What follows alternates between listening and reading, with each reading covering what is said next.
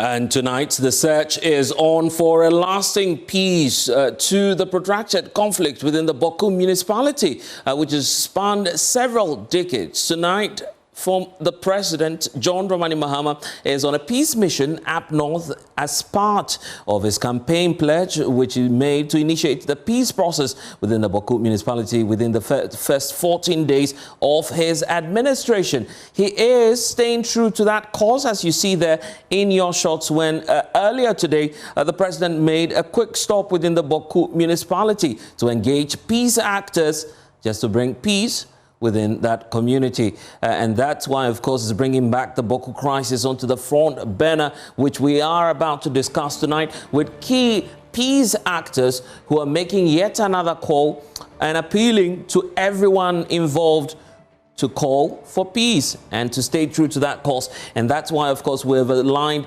all of the people who matter to this very topical issue for you tonight, just to expand the matters, unpack them, and to perhaps proffer some of the solutions that we've been looking for all throughout the years, and to see if really John Mahama's solution will be best fit to solve this protracted crisis that we're talking about within the Bawku area. And let's give you a historical perspective about what we're discussing tonight, because many of you might not really be aware of what's at stake. 75 years of unrest is no joke, and that's what we've been looking at tonight, tracking the implications not just for security but also on the economy. We'll show that to you shortly. So 1950s, that's where it all started. 75 years of unrest, except to say that there's been an undulating process of clashes, renewed clashes, and here we are again in November 2021, where, of course, in recent history, we had yet another onslaught within the community, sparking tension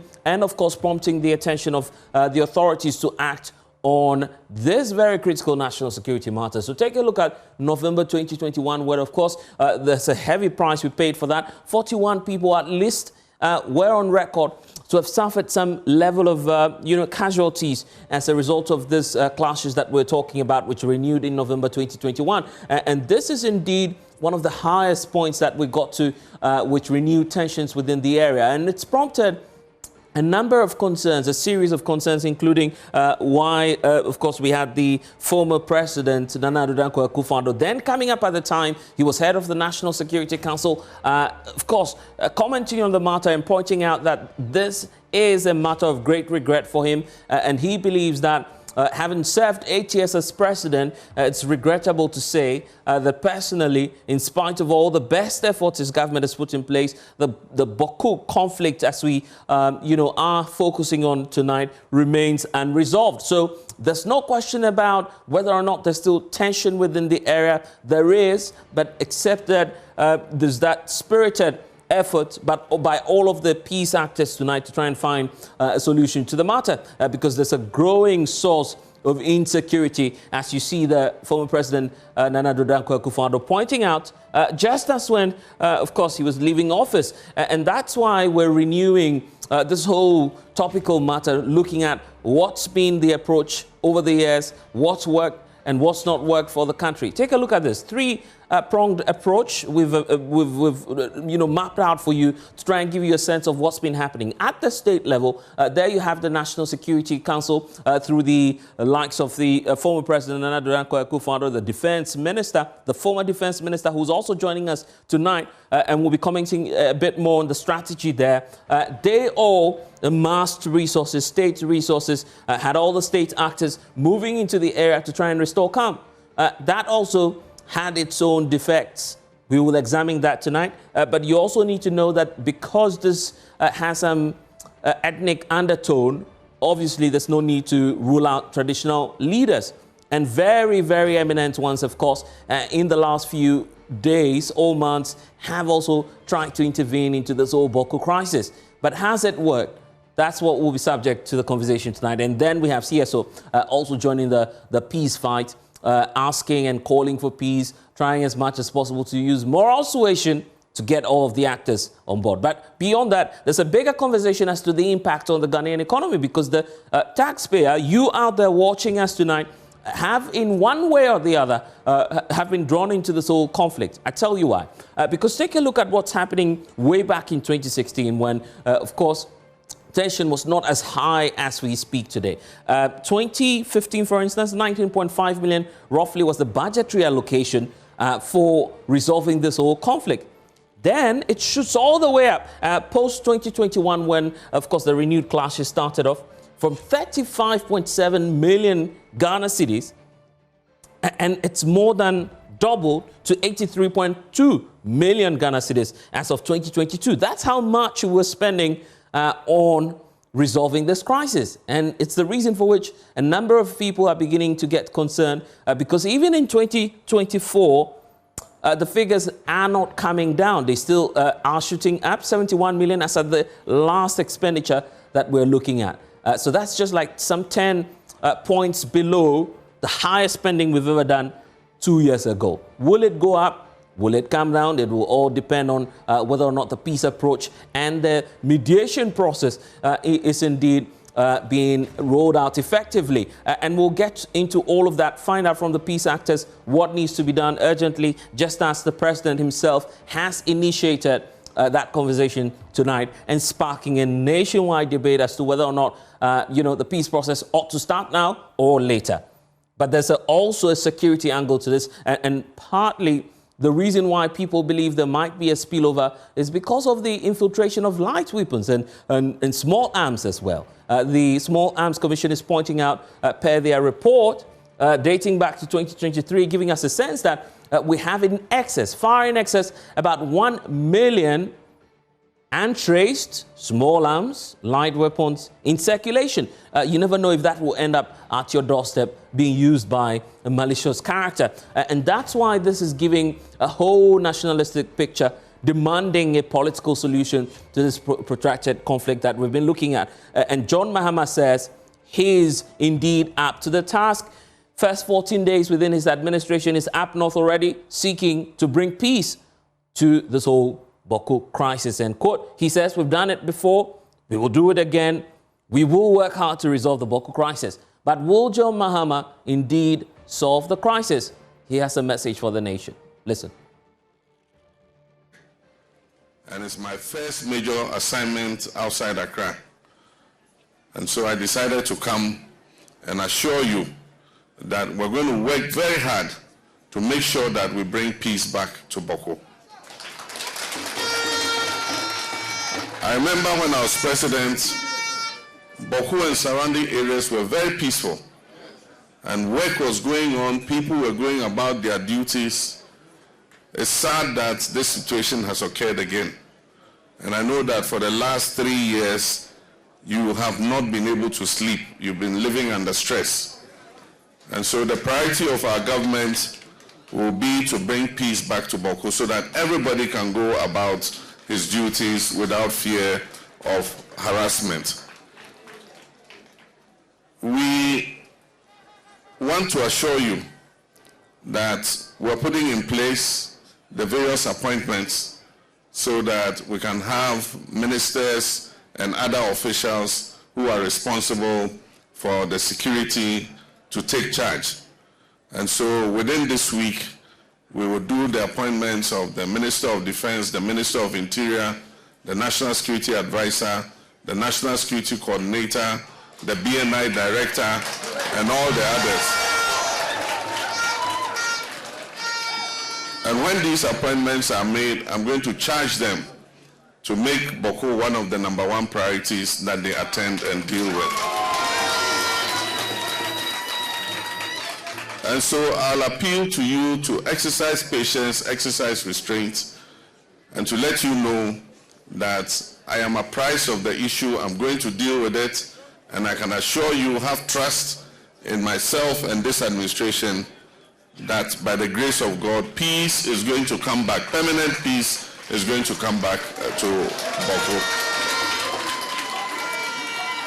And so as my younger brother said, from here, we'll continue to Nalergo to meet the Nairi too and deliver a message to him. We cannot live in a country where our people don't feel safe. Our people must feel safe to travel wherever they want at whatever time and not have people shooting at them.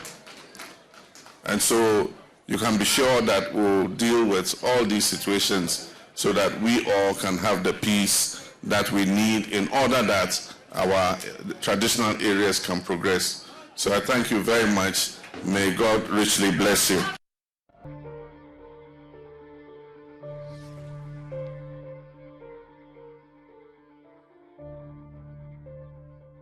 Hello there again. My name is Blessed Sugai, and it's a pleasure to have you join us again for PM Express.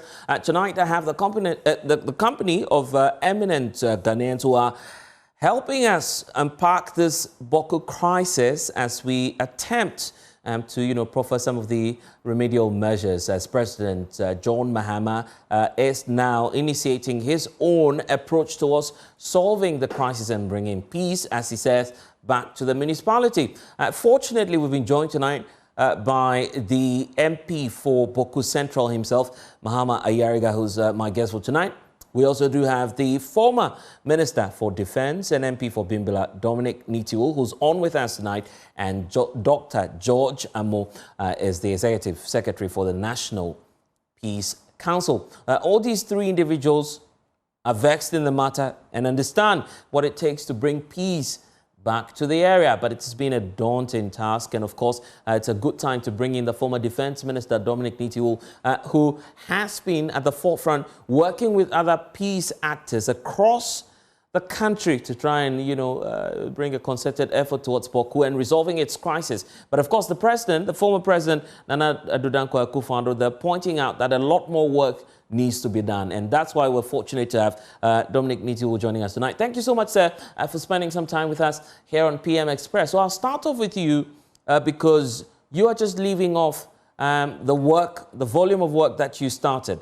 Yet the former president says a lot more needs to be done. Where did you leave off? And in your own estimation, where do you feel this new administration ought to take off from? Thank you very much. So let me say good evening to you, and of course, good evening to the Honorable MP and George Amo and all of the people there.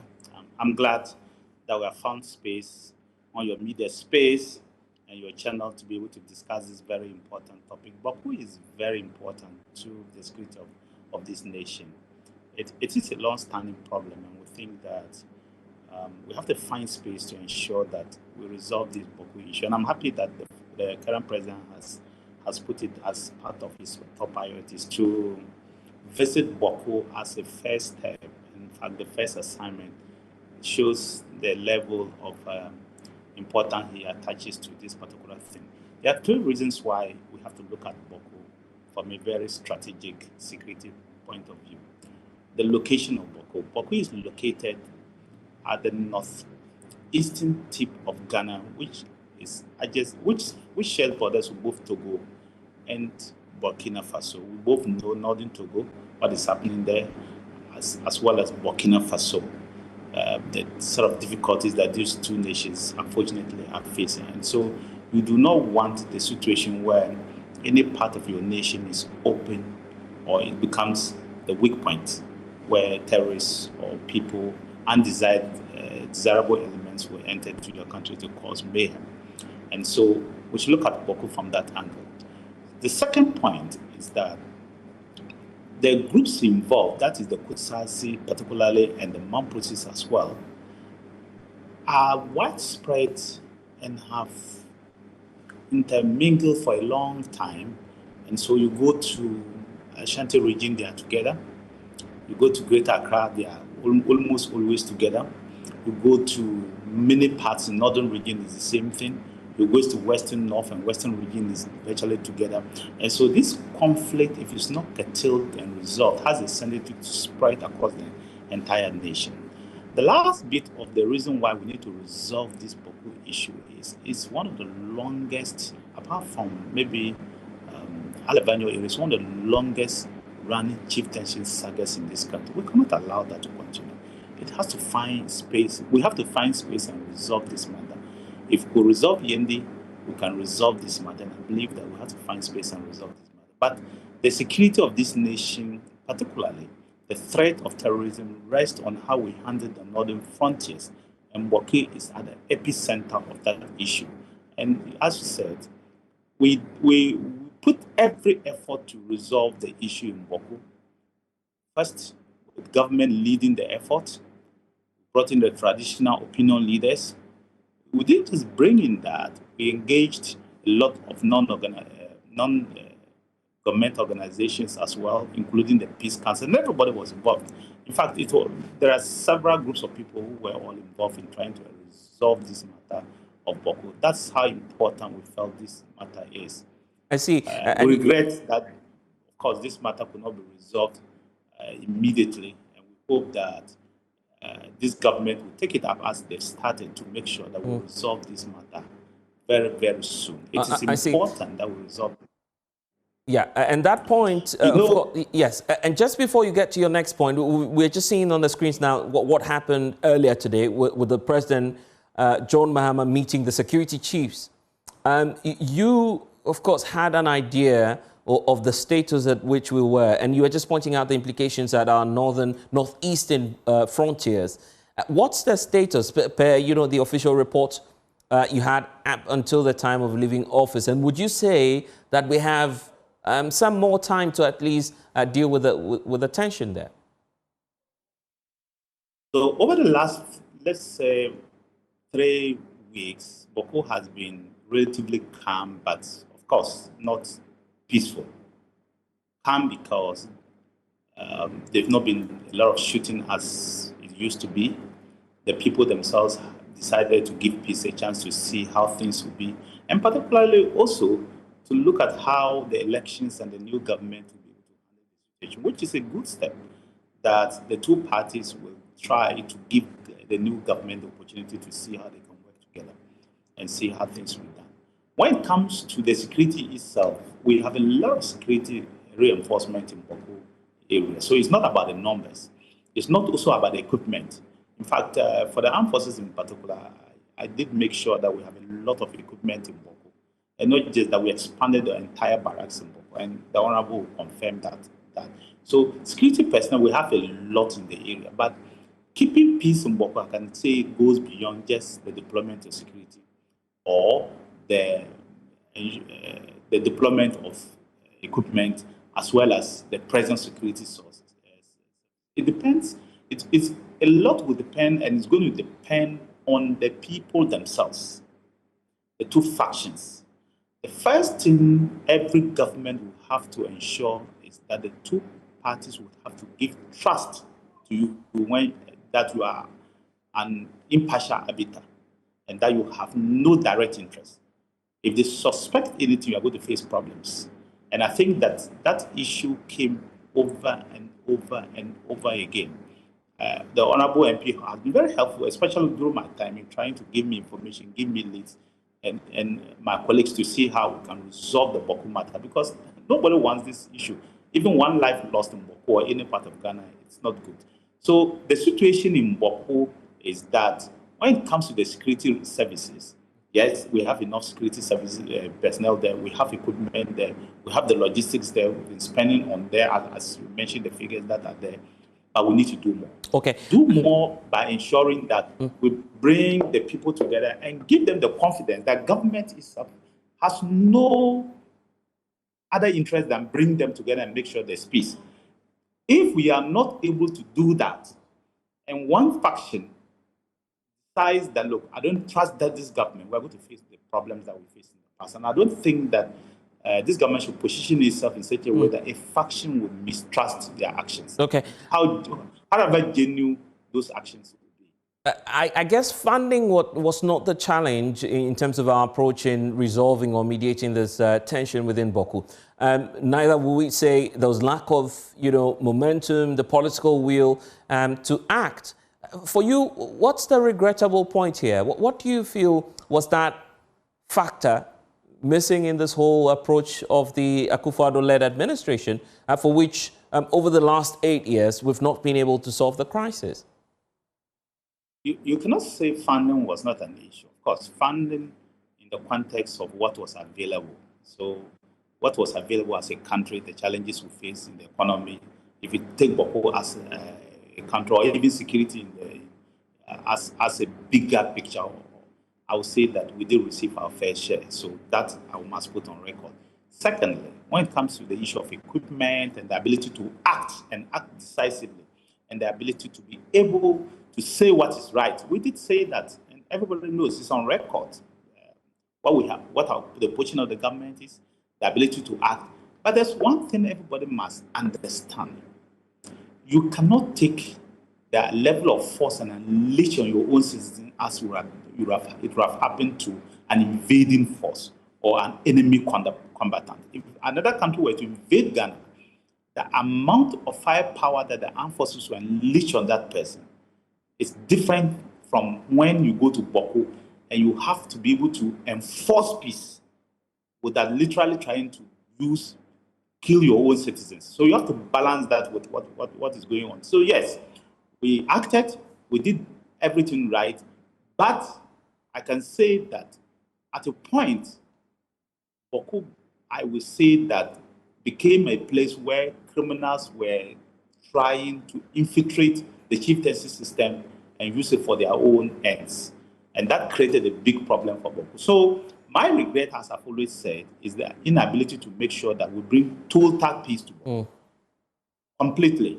Yeah. But to say that we did not do anything is wrong. We did whatever we needed to do to keep peace in Bawku, but we wanted to achieve total peace. That eluded us. So that would be the regret that we said, and the president said it. For the president to find space and mention that in his last State of the Nation address, that he regrets that we couldn't find total peace in Bawku, that alone tells you how he views the issue of Bawku and what he wants to leave, or the message he wants to leave for the incoming president. That look at Bawku critically. See how you can ensure that Bawku is resolved, and find a way of ensuring that Bawku is resolved. And like I said, I'm happy that the current president has immediately decided to take up the issue of Bawku and promise, and not just before the election, but even after the election, to promise the people that, look, we think that we have to handle Bawku well.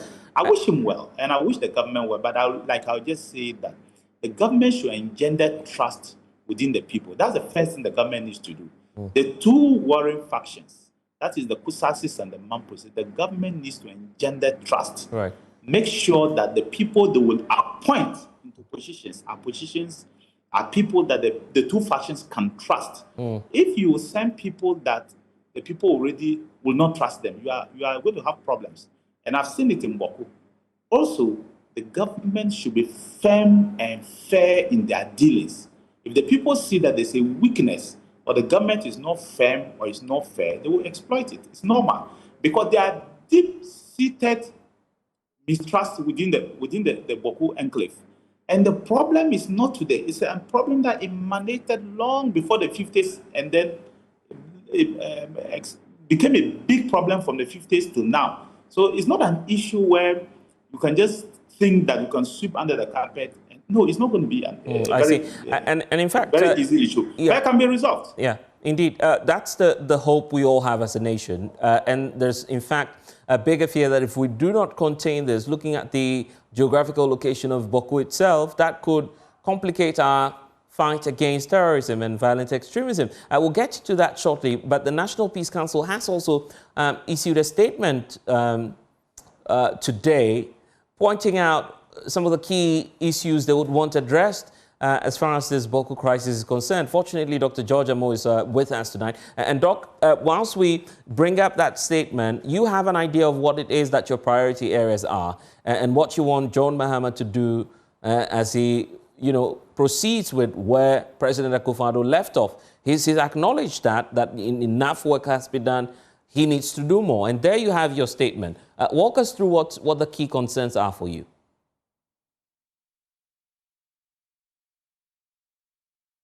Dr. George Amo, you'd have to unmute so we can hear you. I see a statement. Yeah. I think now you can loud and clear. Loud and clear. So there we have it. Your statement on the screens. Give us a sense of what you're basically sending across. Blessed, permit me to say good evening to the Honorable former Minister for Defense, Dominic Mitiwo, and to my mate, Honorable Mahama Yariga. I think Bawku has been a difficult issue, and I think the former minister has put the nail right, the hammer right on the nail. The issue of trust is critical in peace building, and I think that has been the biggest challenge in the Bawku crisis. The Peace Council, if you look at the statement we have issued, we are trying just to bring up the need for us to coexist and promote peace, because without peace, my brother blessed, we cannot. There's no development that can stand. In the absence of peace. So that was the trust of the message, and also to bring in Ejura. Ejura too has experienced some unfortunate incidents, and we wanted to draw attention that we needed to restore peace in these important communities in our country. So that is the trust of the statement we issued. But Blessed, I think I have to commend the president for making Bawku one. I think it is the first, apart from Pumazi, where he was last week, to join the Ahmadis. I think today going to Bawku is very significant. It sends a signal. And in peace building, signals are very important. And his presence there, the words he's spoken, I think are very critical. He has met the Bokunaba, and I believe he's met the Nairi today. If not today, I'm sure tomorrow he's going to do that. I think very critical. But aside of this, I think Honorable Nitiwo said it, and I said it very rightly. The issue of,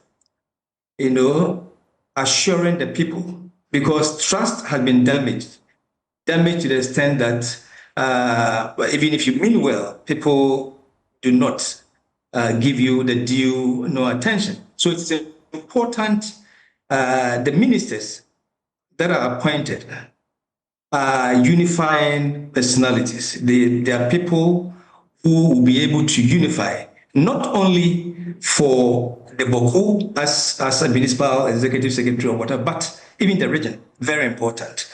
If we do not get the right people, we are not going to begin well. So that is very important. The president must come up with strategies that would help address the issues. I have a few ones probably to submit to him.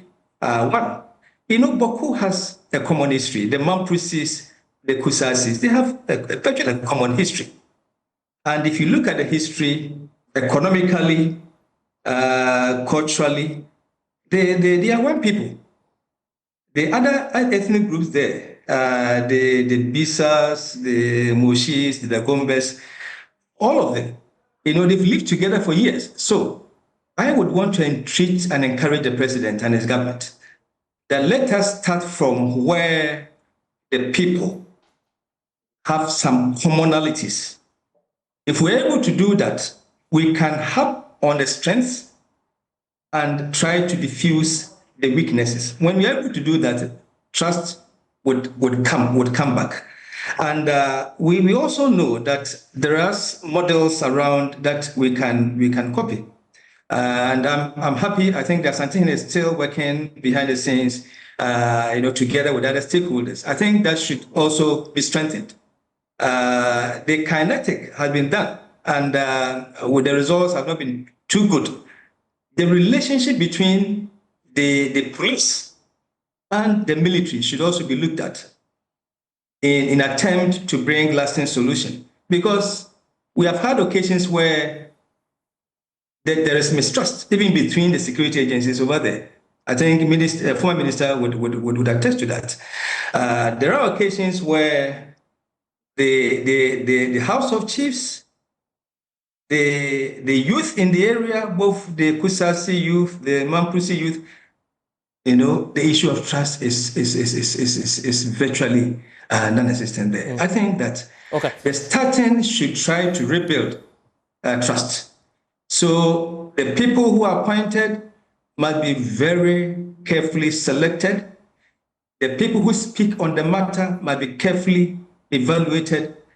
And, my brother Suga, you see, the media has also played some role in what is happening in Bawku today. And I would want His Excellency to also look at that side. You see, the things that are said in the social media platforms, I think 2 days ago, somebody sent a copy to me. You see, we have to find ways of containing hate language, hate speeches that are spread through the social media and even through some of the traditional media platforms. Is that becoming a common trend where the feuding factions are now resorting to social media? Yes, they do. They do, and as latest as I think 2 days ago, like I've said, I received a post, and I mean the content is not good. So we have to do all that we can, but the signal is very important. The president has begun very well. I think we have to keep the momentum, try to bring everybody on board. I can tell you the spoilers are there. There are, we will call them conflict, peace-building spoilers. They are there, and the conflict entrepreneurs. They are all waiting to see what will happen. So I think the president has started very well. He should keep to this, get ministers and chief executives who would prosecute the agenda in the strongest term that he can. And I am very confident that Bawku will return to peaceful ways. This is what I want to do. I want to hear from Dominic Nitu on the peaceful coexistence between the Ghana Police Service and men in the armed forces. Mr. Nitu, during your time, did you receive official reports on that? Because now the Peace Council is pointing to that as a crucial factor in resolving this crisis. Your men were not cooperating enough when you were in office? So I think generally the members of the security forces have cooperated beyond expectation. Of course, there were instances, not just in Bawku, but across the country where things didn't go as we had hoped or as we planned.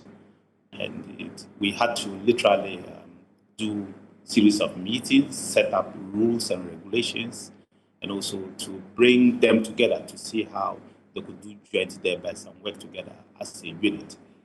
But he's right that if we need to achieve peace in Bawku, we need to bring all the sectors together to work in harmony and see their goal as one and not as competing entities.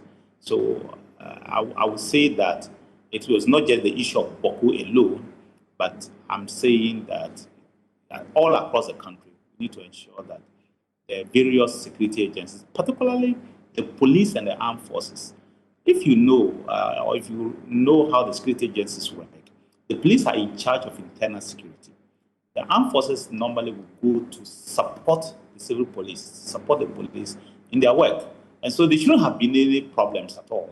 In most instances, it's when the police are not able to handle a situation that involves arms, especially when there are live bullets and arms, then they will have to call in the military to come and assist. And the military comes in naturally to use force to contain the situation and hand over to the police. But sometimes it is advisable to let them work together as a start. And that's when sometimes control and command issues may emanate and then problems exist.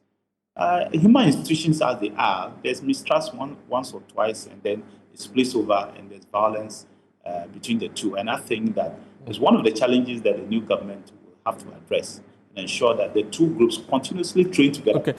How to resolve it is to train together and bring morale and make sure that they see each other. Make sure that they work together. That continuous training.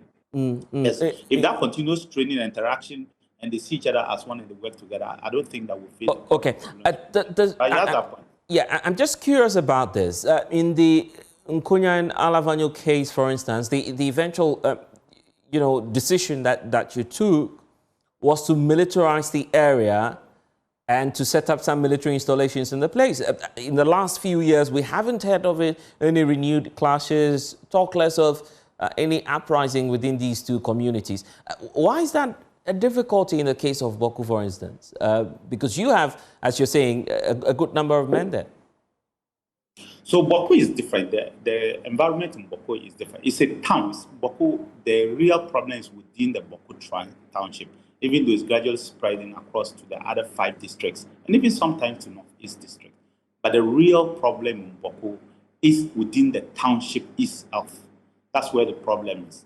If you know Bawku well, you realize that the town itself, that's the central nerve of the town, is occupied by the Mamprosis, and all the surrounding communities, all the surrounding areas are occupied by the Bisses, the Bimubes, the Yangas, that's the Moshi, and then largely the Kusasis as well. So it is not a place where you can use the same measure and say, okay, the government will take over land. There's no even land for you to take over. It's a problem. It's an urban problem you need to solve. But it is largely because it's a chieftaincy problem. You have to resolve that chieftaincy problem. Without the resolution of the chieftaincy problem, you cannot solve the problem. But I think that when it comes to the chieftaincy problem itself, I don't think it's a big issue any longer. But it's about how to get people to understand that this is where we are, this is the law, and we must obey the law. If there is a vacancy in the chieftaincy, if there is a vacancy within Bawku, then people will occupy it. If there's no vacancy, who is the rightful owner? Who is occupying it? How do we make sure that people respect that authority? That is where we are getting to. If we don't get people to understand that, then we're going to face a problem. But remember that the overlord of the man process is not in Bawku. He is in Nalerugu. And the overlord of the Kusasis is in Bawku. So if you don't get the two factions to understand and work together, you're going to face the problems that we are facing. But there's something he has said which I want to reiterate, that the use of social media is the biggest source of insecurity within that area. And I think that even in the North, largely when there's a conflict or when there's potential for conflict or when there are rumors for conflict, most of the time it's emanating from social media, especially Facebook, where you cannot trace the people. So people set up pseudo accounts, fake accounts, and they go and run down, either say things that ordinarily they would not have said if they were known. And that brings a lot, insults. Some of them will be known because some in those days used to go and traditional media like yours, FM stations, and then say things that they should not say. But those ones have largely been controlled. But social media the government needs to find a way of controlling the social media. If they cannot control the social media, I'm afraid that they'll have problems. But as I said, if the two sides, the two groups have trust in government, the main actors of government, they'll succeed. But trust me, the people who are going to act on behalf of government, the people government will delegate its authority to act. If the people don't believe in them, if they have doubts in them, it will be difficult to achieve the peace that we're looking for.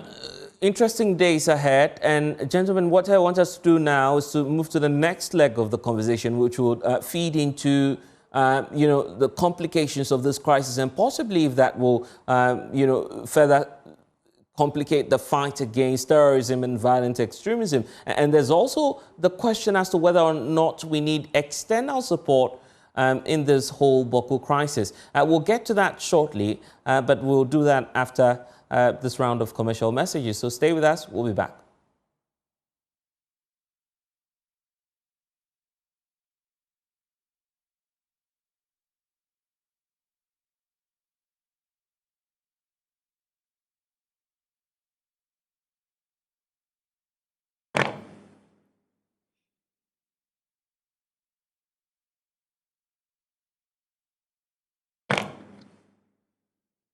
Thanks for staying with us here on PM Express. We're still in search for lasting peace within the Bawku municipality as the President, John Mahama, has initiated his peace process, starting a mission to the Bawku municipality earlier today, a reason for which we are in conversation with the National Peace Council and also the former Defense Minister, Dominic Nitiwu, who is spending some time with us here tonight. We need to, of course, just prompt you about this, that the MP for Bawku Central, Mahama initially promised to join us. We believe that as part of, some more engagements taking place, that conversation is also being delayed. But fortunately, these two gentlemen are helping us shape up the conversation pretty nicely. I want us to now look at the aspect of external support. George Amo, just bear with us briefly. Doc will come to you shortly. I want to start off with Dominic Nitiwu, because I recall that some pictures went viral, of course, when yourself, the then National Security Minister Albert Kandapa, and some others led a delegation to the U.S. We're not sure if, of course, you solicited for help to resolve some of these issues, looking at where Bawku is, and the possibility that this might complicate our fight against violent extremism. Your take on that? No, not at all. Our trip to the U.S. was a routine trip that we have been doing to our partners, to visit our partners. There are several trips we did to the U.S., to the U.K., to a lot of countries that we consider to be our partners. We held meetings with many other countries. We feel that we're our partners and are still considered as our partners, and they will continue to be our partners. We are largely, especially the armed forces, modeled on the British armed forces, and so all our legacies and our training, our model is mostly prone towards the British and largely also the American thing. But look, in the fight against terrorism, no individual nation can succeed unless you have friends around to share information. So Ghana has worked closely with Ivory Coast, Togo, with Burkina, with Niger, with almost all the countries around us. And so our trip to the U.S. was not linked to specifically to just Bawku or any other place. But that underscores the issue about external help. I guess that's the reason. Your specific question, whether we need yes. external help in resolving the issue of Bawku. I will not say we need external help in resolving Bawku as a case as we currently have. No, not at all. But I think that Ghana should not shy away from getting expertise in trying to help us with our security, particularly our intelligence. I mean, and the world has advanced. We don't have the sort of resources that we need to get some of the equipment that we need. You must have friends to be able to work together. So Ghana needs help when it comes to the issue of security, particularly that of intelligence. Once you have your intelligence right, a lot of the things that you will need to do will not be too much. It's when you don't get your intelligence right, especially in conflict management, in preventing conflict. If you want to prevent conflict, your intelligence must be sharp. And if you get your intelligence right, and it might be intelligence-led, I think that a lot of the things will be there. So I don't think that we should be inviting the CIA or FBI or inviting other external groups to say we should come and help us resolve Bawku. I believe that we have the people here who can resolve Bawku. As I've said, don't politicize the Bawku incidents. Once you don't draw politics into Bawku, I'm pretty sure that 50% of your task is done. If you draw politics into Bawku, if the two major political parties decide to descend on Bawku and take sides, we are going to face a problem. Once the government positions itself for people to trust that government, I do believe that there are many people. Look, our Peace Council, the religious bodies, our traditional council, traditional authorities are close to the ability to resolve problems. In fact, we have resolved even more complex issues. So I'm pretty sure that Bawku issue can be resolved if we put our hearts together and say that we want to resolve that issue. But like I said, if the people themselves, especially the two main groups, do decide that there will be peace, trust me, tomorrow there will be peace. But if the two parties decide that they don't want peace, it will take a much longer. You will resolve it, but it will take a much longer time to be able to resolve it. So the issues depend largely on what the two groups want and how they are ready to give concessions.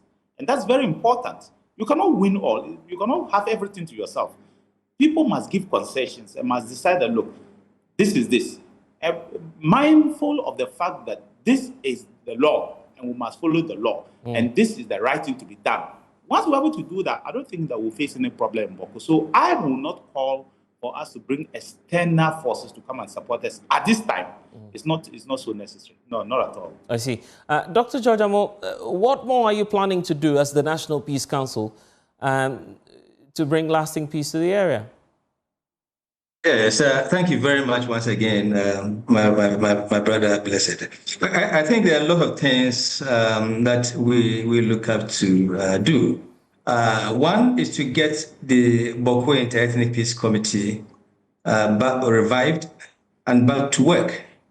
You know, that was a vehicle that peace builders put together to help facilitate peace in Bawku. I mean, make use of insider mediators, as we will call them, consisting of prominent persons from Kusasis, Mamprisis, and the other, smaller tribes in the area.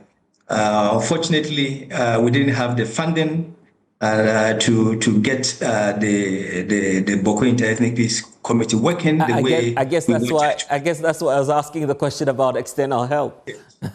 Yes. So we UNDP have been helping us, but we tabled this before the former Minister for National Security, and I think Honorable former Minister Dominic Nitiwo, I think they've done well in containing the insurgents from hurting our country. They've done very well. We shouldn't take that for granted.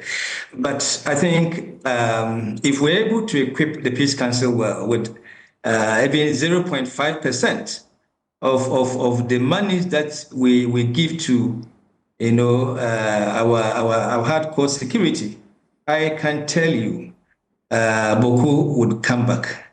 So I want to encourage. Is that to say you don't have enough funds, and that you want the incoming administration to support you with more funds? Yes, we need that. We have been supported. I will not say government has done some part, but always government has issues with funding, and but I want to encourage that the Bawku Inter-Ethnic Peace Committee I've proposed to national security before should be factored into the resources allocated in the area, because largely it's about relationships.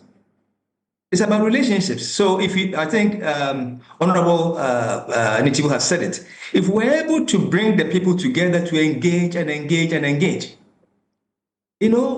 the mind would start, seeing things from another angle. And we believe that things can change for the better. So let us support the Peace Council and other, we have built that there. We don't need to go for any external support. The Ghanaians, most prominent peace builders, come from the area. My own seniors, Dr. Bombandi, you can name former Ambassador Kenyiri, they are from there. We have the resources within. And our former minister, he is endowed. If we're able to group ourselves together, these experts together, we should be able to overcome the Bawku crisis. But I think he's rightly said it. Let's take out politics. If we're able to have the courage to do that, I think we will find lasting solution. All right. And our appeal, Blessed, that the social media issue, I think we have to tackle it very well. I'm not sure we have done it in a way. I think the Media Commission would have to come in. I think media houses like your good self would have to help so that we find a common ground as to the way to relay information in the area. Right. Because we need to go, you are also talking about Ejura, which is, coming up. So as we wrap up, your very last few comments on that as we call it a night. Oh, Ejura has to come back to peaceful ways. Ejura is one of the areas where foodstuffs are produced for this country. I don't know whether, blessed, you are aware. They produce a lot of yams and other foodstuffs. It was unfortunate seeing on television, I think Joy News, the way the police station was burnt. I mean, I think our youth should be able to restrain themselves a bit. I think they went too much, and that wasn't too good. The police, I think, should also manage, detainees well. I think we could have avoided this. This was avoidable. And that is why it is important civilians' security would have to deepen relationships. And the Peace Council, we've taken upon ourselves. From this year, we are going to go out a lot to engage, to bring together the security, particularly police service and citizens to engage more. And I believe that will be happening within Ejura as well. Yes, Ejura, of course. In fact, before the elections were there. Okay. And our former chairman, who comes from the area, who hails from the area, led the team. And we're hoping to go there probably somewhere before March. We hope to be there. Indeed. Grateful for your time. Dr. George Amo, Executive Secretary of the National Peace Council. Also to you, former Defense Minister Dominic Nitiwo, and MP for Bimbilla. Thank you all for spending time with us. And we say choose peace GH. That's the trend that we're working with in partnership with CRS here at Joy News. Thanks for spending the night with us. I am Blessed Sugan. This is PM Express. Thanks for watching. Bye-bye.